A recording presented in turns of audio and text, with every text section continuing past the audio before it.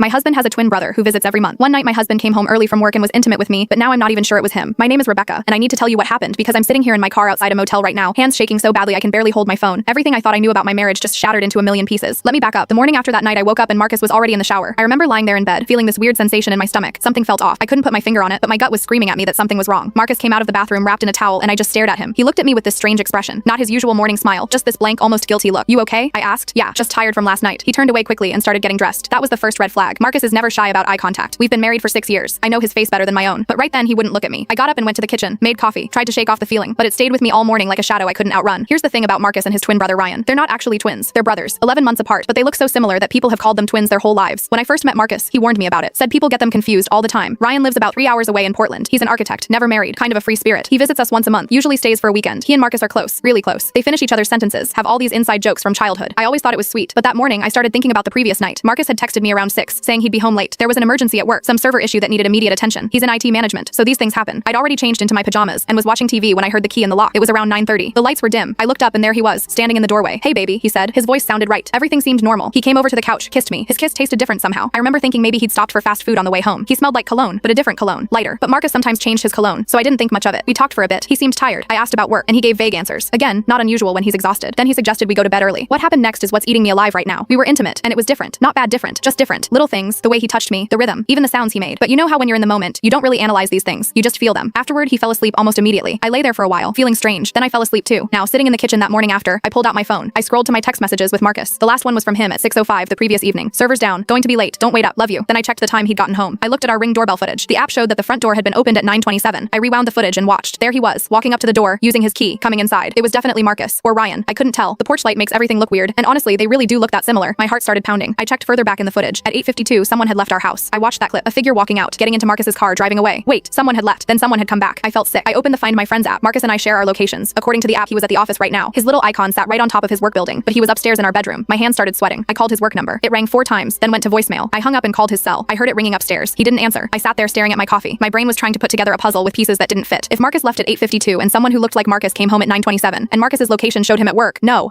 I went upstairs. Marcus was in the bedroom putting on his shoes. He looked up when I came in. Where's your car? I asked. My voice came out weird, shaky. In the driveway. Where else would it be? No, I stopped, looked at him, really looked at him. Never mind. He kissed my forehead and left for work. I heard the front door close, heard a car start. I ran to the window and watched our silver Honda pull out of the driveway. Then I checked the Ring footage again. Watched the person who left at 8:52 get into that same silver Honda. Watched the person who arrived at 9:27 walk up empty-handed. No car visible in the frame. That person had walked to our house or been dropped off. I called Marcus's cell again. He answered this time. Hey babe, what's up? I'm just pulling into work. I need to ask you something. I tried to keep my voice steady. What time did you get home last night? There was a pause. A long pause. Around 9:30. Why? And you drove straight home from work? Yes. Rebecca, what's going on? What cologne are you wearing? Another pause. What?